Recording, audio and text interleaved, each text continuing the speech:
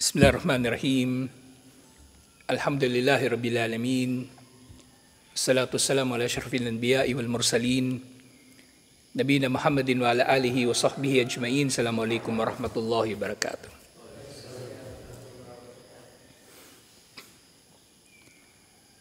So inshallah, sana ngayon, di ba? Adabul Muta'allimin. Hindi ko makita yung libro eh.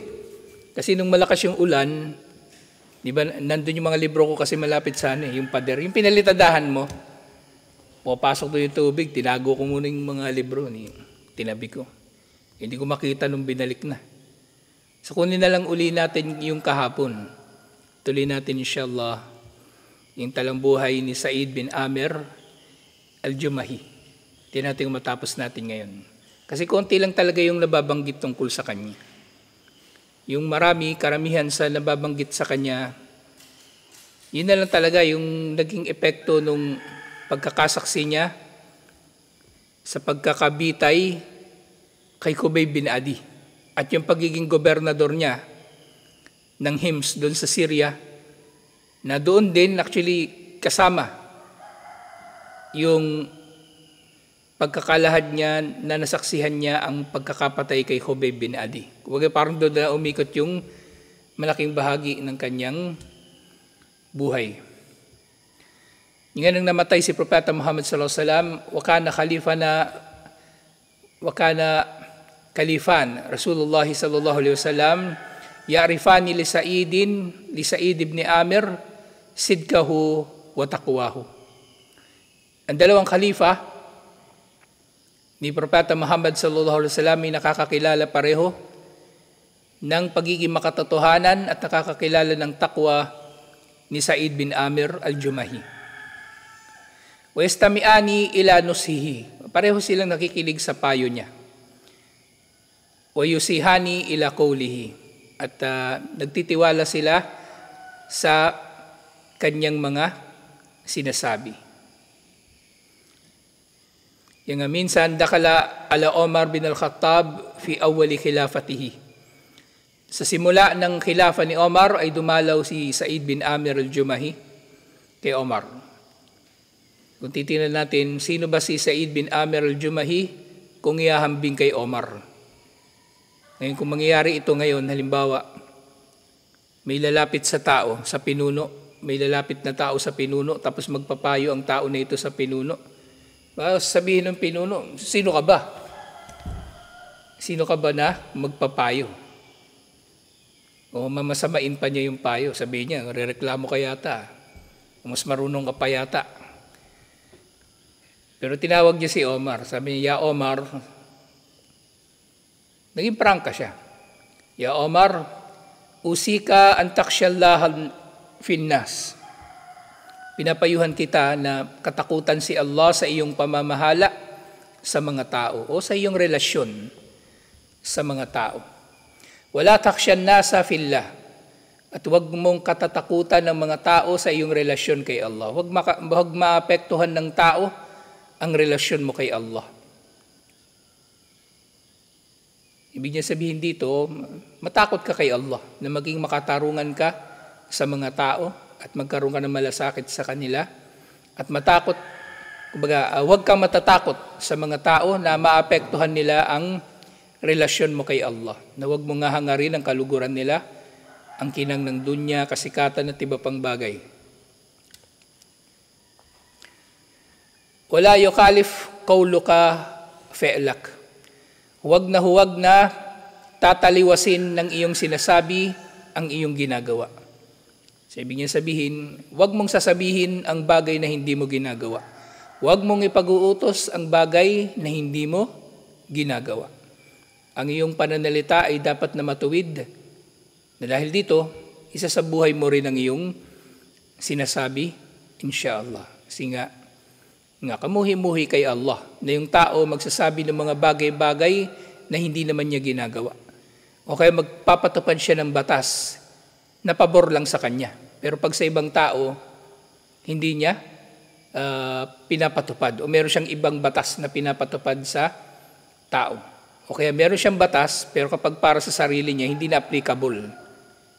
Kasi special na siya. Ginawa na niyang nangingibabaw ang sarili niya sa batas.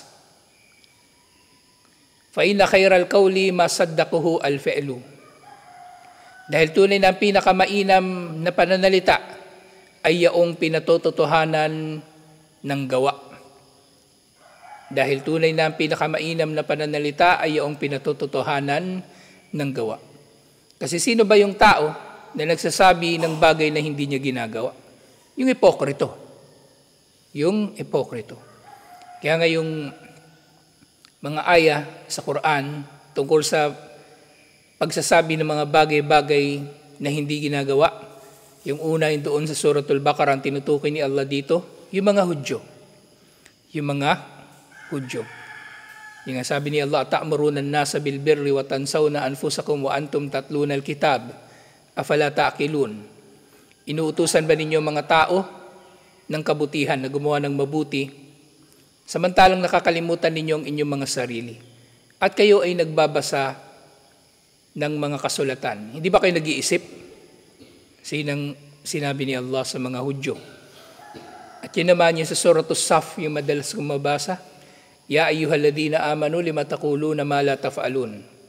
O mga nanampalataya, bakit ninyo sinasabi ang hindi naman ninyo ginagawa? Kabura maktan indallahi an taqulu ma la taf'alun. Napakalaking kasalanan para kay Allah na sasabihin ninyo ang hindi ninyo ginagawa. So napakagandang payo mula kay Said bin Amir al-Jumahi para kay Omar na maaaring isinabuhay nga talaga ito ni Omar. Isinabuhay talaga ito ni Omar sa kanyang pamumuno. At sumunod na sinabi niya, Ya Omar, akim wajhak. Liman wallakallahu amrahu min ba'idil muslimina wa karyihim. Omar, iharap mo ang iyong mukha. Kumbaga manatili ka na palaging nasa paglilingkod ng sino mang nasa ilalim ng iyong pamamahala na inilagay sa iyo ni Allah.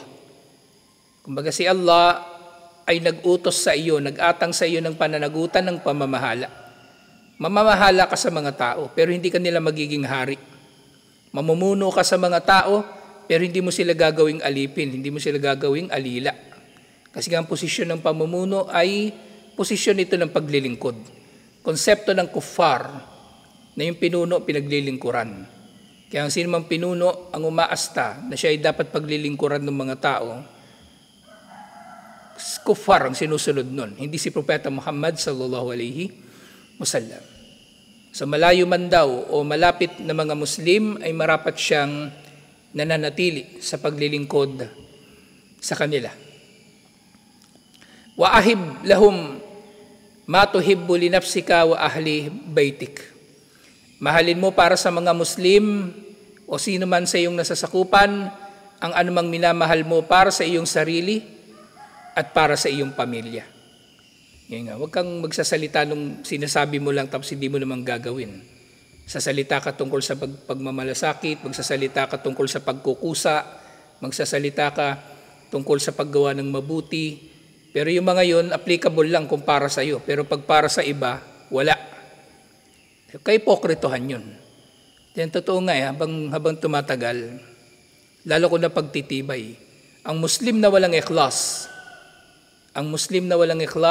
nasa bingit talaga ng nifak. Nasa bingit ng nifak, nasa bingit ng pagiging ipokrito, nasa bingit ng pagpapanggap na Muslim. Hinga ba? Unti-unti makikita mo rin sila talaga na inilalayo ni Allah. Makikita niyo sila na paunti-unti na inilalayo ni Allah. Kaya kailangan mapoprotektahan natin ang ating mga sarili sa mga ganitong tao. Kasi mga ganitong tao, hindi naman sarili nila yung pinipinsala nila, pati iba. Either mamiminsala sila sa iba o kumbaga kapalpakan nila, damay lahat. Yung kapalpakan nila, damay lahat. So dapat mag-iingat tayo sa sino mang tao na hindi nagmamahal para sa iba ng anumang minamahal niya para sa kanyang sarili. O hindi nagmamalasakit sa iba katulad ng pagmamalasakit niya sa kanyang sarili. Ba'akrih lahum ma takrahu li nafsika wa ahli baitik. Kaya nga kung paanong mamahalin mo para sa iba ang minamahal mo para sa iyong sarili at sa iyong pamilya. Kamuhian mo para sa kanila ang anumang kinamumuhian mo para sa iyong sarili at para sa iyong pamilya.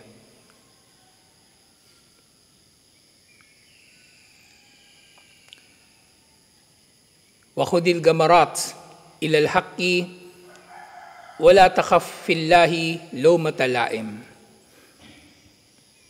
Nga, harapin mo ang lahat ng mga paghihirap para sa katotohanan o alang-alang sa katotohanan. Ibig sabihin, hanggat nasa katotohanan ka, gaano man kahirap, ipatupad mo ito.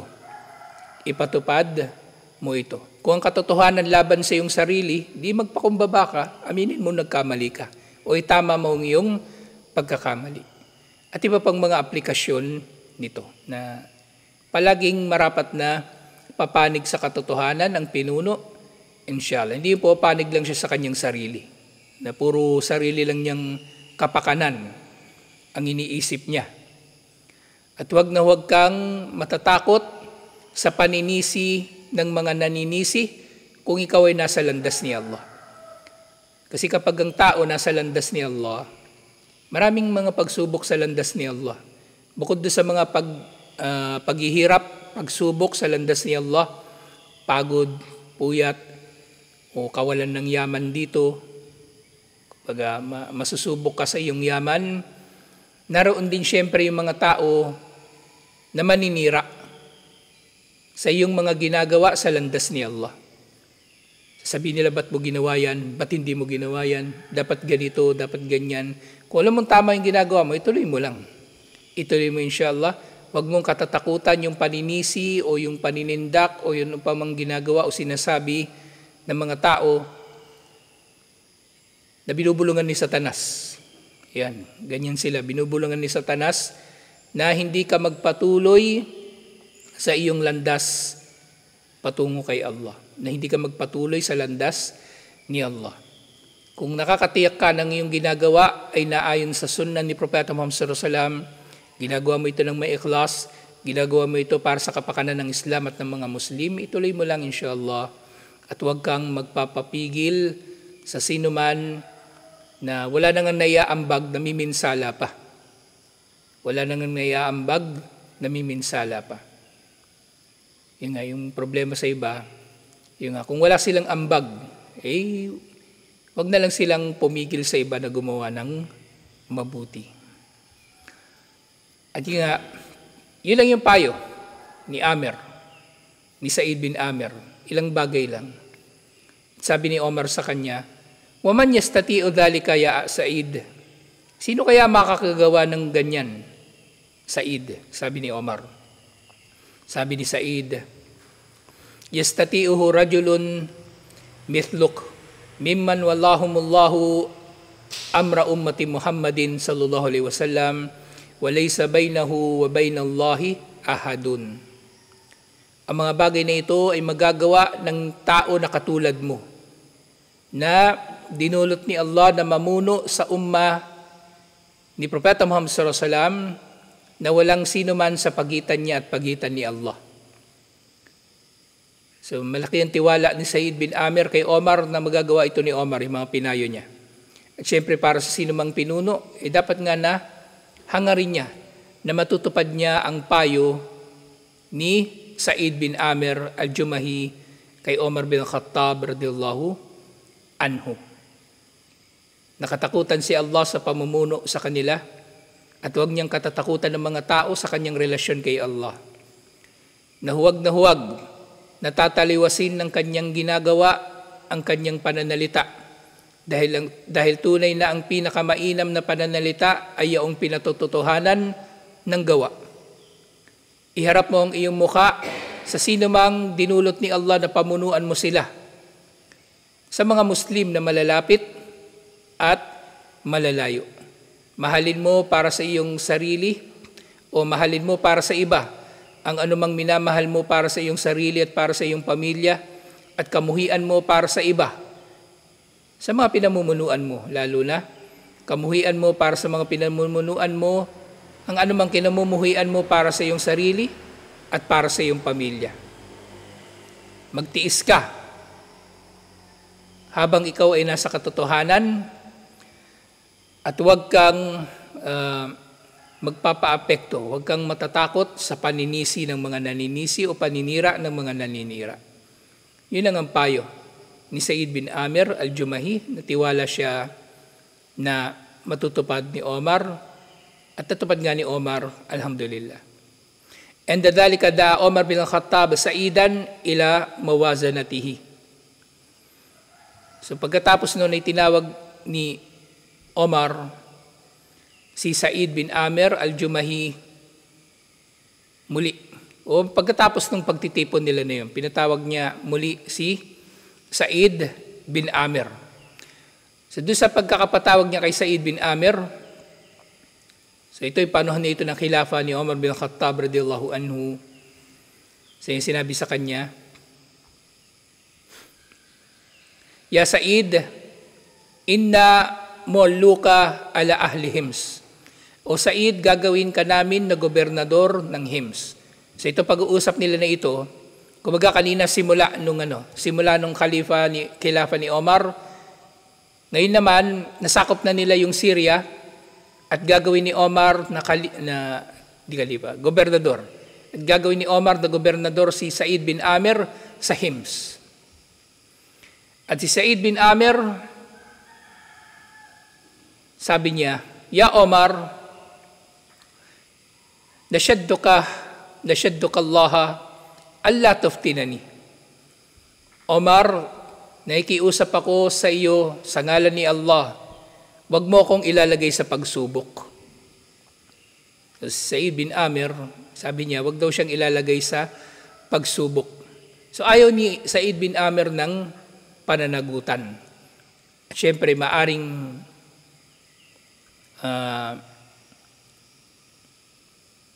kumbaga, nagdududa siya sa kanyang kakayanan. At ito nga, dito palang makikita na nga natin yung sinasabi ng mga psychologist, yung Dunning-Kruger effect. Na yung mga mahuhusay, nagdududa sila sa kanilang kakayanan. Pero yung mga palpak, sila yung mga malalakas ang loob, mataas ang tingin sa kanilang sarili.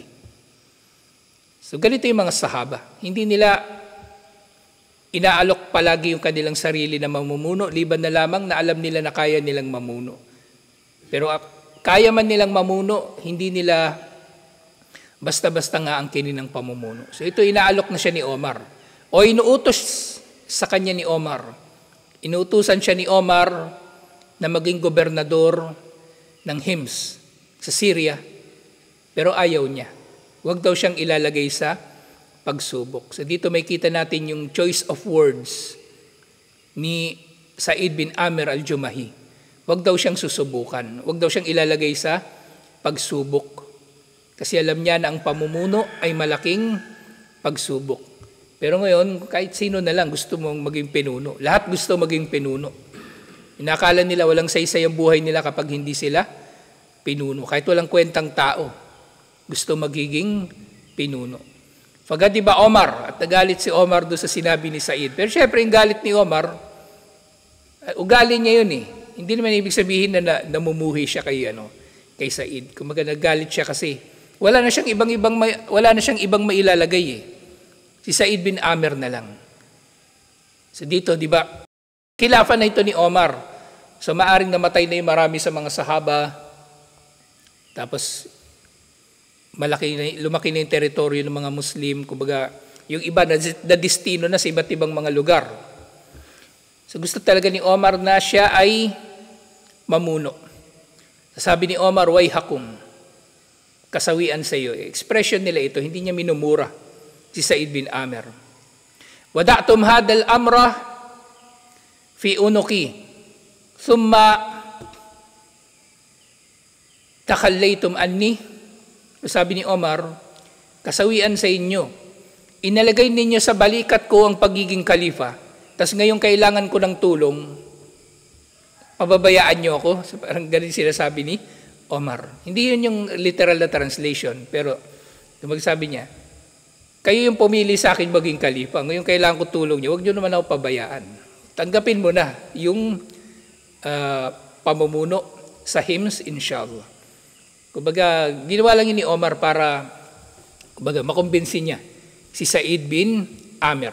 Parang kinukonsensya pa nga niya. Kinukonsensya niya si Said bin Amir. Inga wallahi, la adauka. Sabi ni Said bin Amir, sumpa kay Allah, hindi kita pababayaan. So inga, thumma wallahu ala Hims, at naging gobernador na nga siya ng Hims. Wakala, sabi ni Omar, ala nafrid laka rizka, magtatalaga ba kami para sa iyo ng biyaya o sweldo? So parang di ba pag may inalok ka ng trabaho, magkano ba gusto mong sweldo? Minsan ganyan sa interview anong inaasahan mong sweldo? Kasi yung ibang nagtatanong, alam mo naman, di ba? Sinasabi lang nila yun. Kasi pag sinabi mo magkano sweldo gusto mo, hindi naman nila bibigay yun Minimum pa rin ibibigay nila, mas mababa pa. Pero si Omar, nagtanong siya, gusto mo ba ng sweldo o ano ba? Sabi ni Said bin Amir, wa ma'af'alu bihi amirul mu'minin. So ano bang gagawin ko sa sweldo na yan? Amirul mu'minin. So sabi niya, hindi niya kailangan ng sweldo. Yung ibig niya sabihin. Kasi sa panahon na yun, yung sa panahon ni Omar, di ba nabanggit na natin to, tumatanggap yung mga Muslim ng tinatawag na atiyah. Meron silang allowance mula sa gobyerno ng mga Muslim. So sabi niya, fa inna ata'i min baitil mali yazidu an hajati. So yung natatanggap daw niya mula sa baitul mal na atiyah, sapat na para sa kanyang mga pangangailangan. O sobra pa nga, sabi niya. Thumma mada ila Hims. At yun nga, pumunta na siya ng Hims. Wa ma huwa illa qalilun hatta wafada ala amiril mu'minina ba'du man yayku bihim min ahli Hims. Pero matapos na naging gobernador ng Hims, si Said bin Amir, dumating daw sa Madina yung ilang mga tao. At yung mga tao na ito, mga kakilala ni Omar. Pumunta sila kay Omar, pumunta sila sa Khalifa. Faqala lahum, sabi ni Omar doon sa mga nanggaling ng Hims, Uktubuli asma'a fuqara'ikum hatta asudda hajatahum. Ilista ninyo yung pangalan ng mga mahihirap na mga mamamayan ninyo para maibigay ko yung pangangailangan nila. So ayuda, kumbaga. So, ilista niyo yung mga mahirap para makapagbigay ako ng ayuda, inshallah. Siyempre, listahan na ito, hindi ito simpleng listahan. Kasi marami ning tao din sa Syria nung panahon na yun. So, hindi lang mga Muslim tao doon, pati mga dhimmi, pati mga Kristiyano, Hudyo na nagpasakop sa mga Muslim, andun, bibigyan nila ng ayuda. Kaya nga marami sa mga kuffar nung panahon nila, nagpasakop na lang sila sa mga Muslim, hindi na sila nanlaban. Kasi nakikita nila may pakinabang naman. Nakikita nila na nagiging makatarungan ng mga Muslim. Kasi nga, di ba kagabi natalakay natin, yung Hudyo na nagnakaw nung armor ni Ali, nagsyahada na lang bandang huli. Kasi nakita niya kung gaano naging makatarungan ng mga Muslim. Yung Khalifa nagdedemanda doon sa judge na ninakaw ng Hudyo yung armor niya. Yung Khalifa hindi makapag-produce ng ebidensya. Si Ali hindi nakapag-produce ng ebidensya na sa kanya nga yung armor. O naghatol yung judge na hindi kay Ali yung armor. Kaya nanatili yun sa Hudyo. Pero doon mismo, ora mismo, sinabi ng Hudyo na kumbaga, sumasaksi na siya na walang Diyos na marapat sambahin liban kay Allah. At si Muhammad sallallahu alaihi wasallam ay sugo ni Allah at ang armor nga kay Ali. At sinusoli niya na yung armor kay Ali. Pero nga, ibinigay na lang ito ni Ali sa kanya. So nakita nila yung kabutihan sa ilalim ng pamumuno ng mga Muslim. Kaya sabi ni Omar, listan nyo nga yung mga pangalan ng mga mahihirap. Farafa'u kitaban faida fihi. So nagsulat na sila, gumawa na sila ng sulat. So mahaba yung listahan nila. Pero siyempre, yung tao, di ba kapag ikaw gagawa listahan, di ba? Una mong maalala yung mga malalapit sa iyo. yung mga kakilala mo. Doon sa bandang umpisa ng listahan, so nababanggit doon, Fulan wa Said bin Amir. Pangatlo sa nakalista, si Said bin Amir. Pero hindi alam ni Omar, sino ba tong Said bin Amir dito? Kasi pwede magkapangalan lang sila, di ba? Kasi meron ka namang kapangalan. Pag sa NBI, kapag yung pangalan mo common, lagi kang may lagi kang may hit, hindi ka makakuha agad-agad ng NBI clearance. So tinanong ni Omar, Waman Said bin Amir, sino tong Said bin Amir? Sabi ni Omar. Sabi ng mga tao, Amiro na, siya yung pinuno namin, si Said bin Amir. Sabi ni Omar, Amirakum fakir, ang pinuno nyo mahirap. Sasabi ng mga tao, Naam, wallahi innahu latamurru alayhi al-ayyamu at-tuwal, wala yukadu fi baytihi narun. Yan, sabahan nila, sumpa kay Allah, tunay na lumilipas ang maraming mga araw na hindi pinagniningas sa bahay niya ang apoy. Ibig sabihin, hindi siya nagluluto. Wala siyang niluluto. Kinakain niya siguro puro dates lang, tubig. Katulad ng nangyari kay Propeta Muhammad sallallahu alaihi wasallam. So siya yung pinuno, pero nananatili siya na mahirap. Yan nga, ang zuhud, sinasabi ko sa inyo palagi, ang zuhud, ang batayan na masasabing zahid ang tao, ay kung siya ay namumuhay na katulad lamang din ng paraan ng pamumuhay ng karamihan sa mga tao sa lugar nila. Okay? So, nung panahon ni Said bin Amir, kaya siya ganito, dahil yung karamihan ng mga tao doon, wala ring makain. Maring dates lang talaga yung kinakain nila, hindi sila nakakapagluto. Inunahan ko lang yung kambal. Baka yung kambal, hindi na ito magluluto. Dates na lang yung kakainin. Inunahan ko lang kayo, baka masisi ako ng nanay nyo. Sabihin nanay, ba't di kayo nagluluto? Sabi nung sabi doon sa masjid, yung mga sahaba hindi na nagluluto. Ko lang yung kambal, parang naantok na So yung zuhud, nakaayon doon sa kung ano ang standard of living sa lugar nila at sa panahon nila. Ngayon, medyo okay naman standard of living. Kaya ako, medyo okay naman ako. Hindi ako katulad ni Said bin Amir, nakakapagluto naman ako, katulad ninyo. Meron naman akong bahay, katulad ninyo. Pero nung panahon niya talaga, kumbaga pinapantayan lang niya kung ano yung paraan ng pamumuhay ng mga tao, ng karamihan ng mga tao. Kaya yung mga sahaba, nakwento ko na to sa inyo, yung mga napuntan ng Azerbaijan, so nagtatanong si Omar, maigpit si Omar sabahan nila. Si Abu Huraira nga si Abu Huraira, naging gobernador ng Bahrain. Diba nag-asawa na si Abu Huraira pagkamatay ni Propeta Muhammad sallallahu alaihi wasallam, saka lang siya nag-asawa. Si Abu Huraira, yumaman doon sa Bahrain. Kasi nagkaroon ng meron isang talento si Abu Huraira bukod doon sa pagkakabisado ng hadith. Magaling siya magparami ng kabayo. Kaya yumaman siya. Magaling siya magparami ng kabayo. Kung dito si Ahmad, magaling magparami ng manok. Si Abu Huraira, naparami niya yung kabayo. Magkano yung kabayo? Kada isa nun. So yumaman siya. Ngayon si Omar, nag-imbestiga. Bakit yumaman si Abu Huraira? So tingnan niyo, si Abu Huraira na nga lang, pinagdududahan pa ni Omar, alang-alang sa katotohanan, siyempre. So ganun kahigpit si Omar. So tinanong niya yung mga nasa Azerbaijan, bakit lagi masarap pagkain nyo dyan? Bakit lagi kayong kumakain ng manok? Kasi manok noon, buhira Sa Madina, lalo na, wala namang manukan noon. Bihira sila makain ng manok. Tupa, marami kambing. Bakit kayo kumakain lagi ng manok?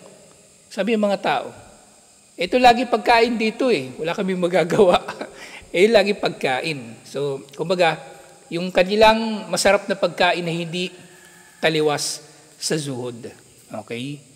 So, ganun din ngayon tayo dito. Kung meron tayong maraming damit, kasi mura yung damit Punta ka ukay-ukay. Minsan may mamimigay pa ng damit. Hindi yung taliwas sa zuhud, inshallah. Meron kang motor.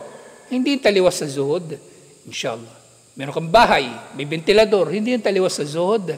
Inshallah, ang zuhud ay nakasalalay sa kung ano yung standard of living ng mga tao sa panahon mo. Na yun nga, sa panahon na ito, kumbaga, yun na yung yun yung kumbaga pamumuhay ng mga tao, at ganoon na rin ang naging pamumuhay ni Said bin Amir al-Jumahi, alhamdulillah. So ito yung dito natin tapusin ito inshallah.